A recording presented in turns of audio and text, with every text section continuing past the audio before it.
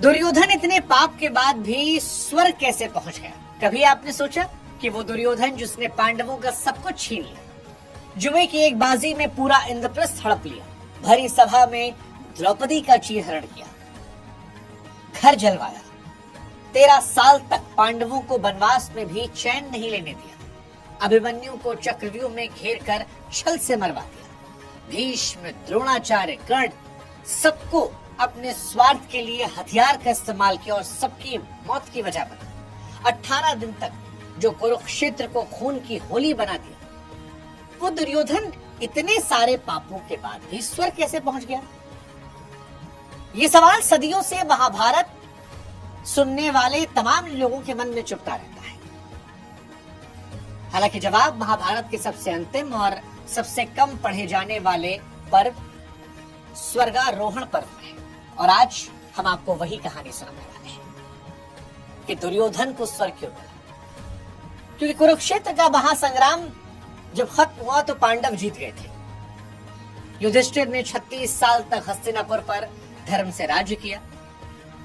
फिर एक दिन श्री कृष्ण ने अपना अवतार कार्य पूरा किया और द्वारका लौट गए। युधिष्ठिर को लगा कि अब हमारा भी समय पूरा हो गया। अभिमन्यु के पुत्र परीक्षित को राज्य सौंपा और कहा, चलो भाइयों, अब हम सशरीर स्वर्ग की तरफ चलते हैं।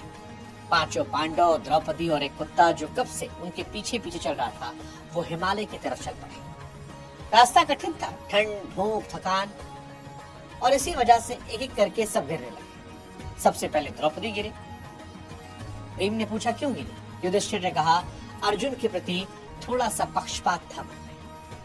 फिर सहदेव गिरे, अपने रूप और विद्या पर उन्हें घमंड था। नकुल गिरे, सुंदरता का अभिमान था। अर्जुन गिरे, सबसे बड़े धनुर्धर होने का उनके मन में ख्याल था। भीम गिरे, बल का घमंड, भोजन का लोभ, और आखिर में बचे युधिष्ठिर और वो कुत्ता। स्वर्ग के द्वार पर इंद्र का रथ आया। इंद्र ने कहा, आओ धर्मराज, स्वर्ग कब से तुम्हारा इंतजार कर रहा था। और कुत्ता अंदर नहीं गया। युधिष्ठिर ने मना किया, कहा, जो मेरे साथ इतनी दूर तक आया उसे छोड़कर मैं अकेला सुख नहीं भोग सकता। बस इतना कहते ही कुत्ता गायब हो गया और उसके स्थान पर स्वयं धर्म प्रकट हो गए। कहे, बधाई हो पुत्र, तुमने आखिरी परीक्षा भी पास करी। युधिष्ठिर स्वर्ग में प्रवेश किया और फिर जो दृश्य देखा उसने उनके पैरों तले जमीन खिसका दी। स्वर्ग में दुर्योधन बैठा था। उसके चारों ओर देवता, गंधर्व, अप्सराएं सेवा कर रही थी। वो स्वर्ग में था। युधिष्ठिर, इंद्र से कहे कि ये वही दुर्योधन है जिसने मेरी पत्नी का अपमान किया, हमारे परिवार का नाश करवा दिया, कुल का संहार हुआ। ये यहाँ कैसे हो सकता है? वो भी तब जब द्रौपदी से लेकर अर्जुन, नकुल, सहदेव, भीम वो स्वर्ग नहीं पहुंच पाए।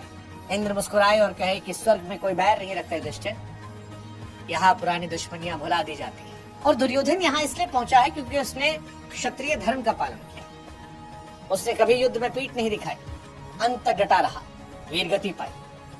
वीरों को स्वर्ग मिलता है, ये नियम है। युधिष्ठिर नहीं माने, कहा, फिर भी मुझे मेरे भाई चाहिए।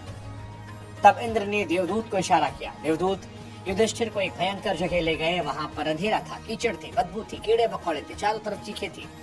वहां उनके चारों भाई और द्रौपदी दुख भोग रहे थे। युधिष्ठिर रो पड़े, कहा, मैं यहीं रहूंगा इनके साथ। अचानक आकाशवाणी हुई, ये तुम्हारी अंतिम परीक्षा थी युधिष्ठिर, तुमने जीवन में एक बार झूठ बोला था। अश्वत्थामा मारा गया। उसी छोटे से पाप का फल तुम्हें थोड़ी देर नर्क दिखा कर क्या गया। अब उठो, असली स्वर्ग चलो। अब भीम भी वही सवाल पूछते हैं कि दुर्योधन ने तो भैया जीवन भर पाप किए, द्रौपदी का अपमान, छल, कपट, कुल का नाश, फिर भी स्वर्ग। भगवान के न्याय में कुछ तो गड़बड़ है। युधिष्ठिर ने फिर जवाब दिया कि भीम, दुर्योधन के पाप असंख्य थे, सच है, पर उसमें एक गुण था जो कम लोगों में होता है, और वो था दृढ़ संकल्प। जो लक्ष्य उसने ठाना उससे कभी डिगा नहीं। उसे राज चाहिए था, हर कीमत पर चाहिए था। छल किया, झूठ बोला, अपमान करवाया, युद्ध करवाया, पर लक्ष्य से हटा नहीं। सबसे बड़ी बात, युद्ध का जब समय आया उसने पीठ नहीं दिखाई। उसके साथ भी छल जब उसकी मां उसे आशीर्वाद देने जा रही थी, फिर भी वो लड़ा। और भीष्म, द्रोण, कर्ण सब गिर गए, तब भी वो डटा रहा। गदा लिए वो भीम के सामने तब आया जब उसके आशीर्वाद में छल हो गया। क्षत्रिय धर्म के अनुसार उसने वीरगति पाई। स्वर्ग केवल पुण्यात्माओं को नहीं मिलता, वीरों को भी मिलता है। उसे भी मिलता है जिसने धर्म युद्ध में प्राण त्याग दिया। उसका भी स्वर्ग में स्थान पक्का है, चाहे उसके जीवन में कितने पाप क्यों ना हो। दुर्योधन ने क्षत्रिय धर्म का पालन किया, इसलिए उसे स्वर्ग मिला। हमने धर्म की जीत के लिए युद्ध किया, इसलिए हमें स्वर्ग मिला। पर हमारा रास्ता थोड़ा लंबा हुआ, क्योंकि हमारा पाप थोड़ा था, एक छूट। उसका पाप बहुत था, पर उसका क्षत्रिय धर्म पूरा था। ये सुनकर सब खामोश हो गए। कौरव और पांडव दोनों एक साथ स्वर्ग में, बिना किसी बात के। महाभारत की कहानी का सबसे बड़ा संदेश ये है, न अच्छाई इतनी साफ होती है, न बुराई इतनी काली। स्वर्ग नरक का हिसाब हमारी छोटी सी अकल से बने।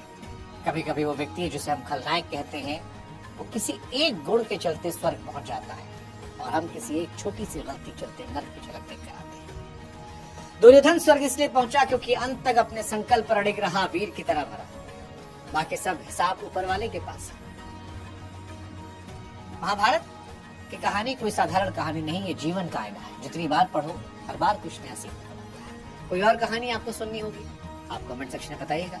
अगर आप हमारे परिवार का नया नया हिस्सा बने हैं तो जुड़िएगा, रिश्ते को और मजबूत कीजिएगा, और कमेंट सेक्शन में बताइएगा कि दुर्योधन के स्वर्ग पहुंचने की कहानी आपको कैसी लगी।